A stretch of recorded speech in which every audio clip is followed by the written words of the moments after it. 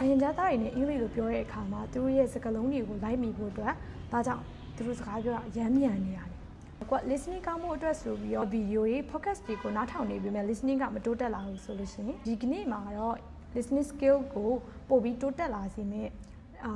နည်းလမ်း၃မျိုးကြောင့်ပြသွားမှာပေါ့နော်။ပထမဆုံးတစ်ခုကတော့ kinetic speech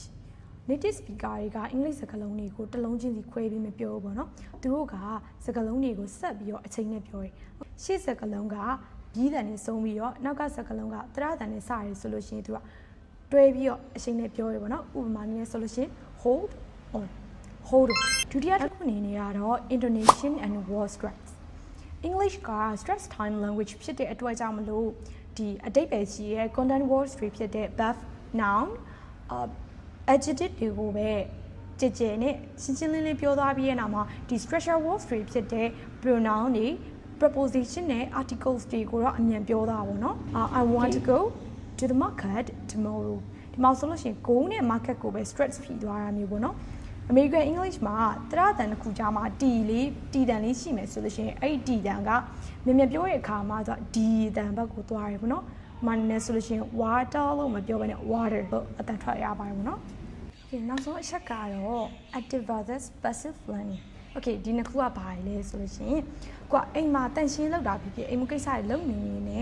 ဒီ English ရှင်တွေနားထောင်မယ်နားထောင်ပြီးသွားတဲ့အခါမှာဒီ podcast တွေကို background အနေနဲ့ပဲထားပြီးတော့ဒါပေမဲ့နားထောင်တာဆိုရင်တော့အဲ့ဒါက passive listening မှာသူကတော့ English rhythm အတွက်ပဲသုံးဝင်နေပေါ့နော် okay ကိုက English စာ listening ကိုတကယ်မှန်ကန်တိုးတက်စေချင်လို့ရှိရင်တော့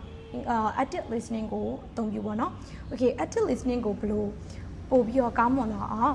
လေ့ကျင့်ရမယ်ဆိုလို့ရှိရင်တော့ဒီနေ့မှာဒီအချက်လေးချက်ပြောပြပေးမယ်ပေါ့နော်ဒီ active listening လေးကိုလုပ်ဖို့အတွက်ကတရက်ကိုအချိန်10မိနစ်15မိနစ်ပဲပေးရုံနဲ့ရပြီပေါ့နော်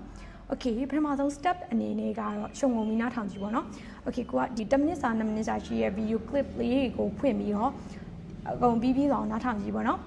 step 2မှာသာလို့ရှိရင်အဲ့ဒီ video clip ကိုပဲပြန်နားထောင်တဲ့အခါမှာကွာ note တွေလိုက်မှတ်မယ်ပြီးသွားတဲ့အခါမှာကိုဘာတွေကိုကြားလိုက်ရလဲကိုဘာတွေကိုသိလိုက်ရလဲဆိုတာတွေကိုမှတ်မယ်နောက်ပြီးသွားတဲ့အခါမှာဒီ step 3မှာဆိုလို့ရှိရင်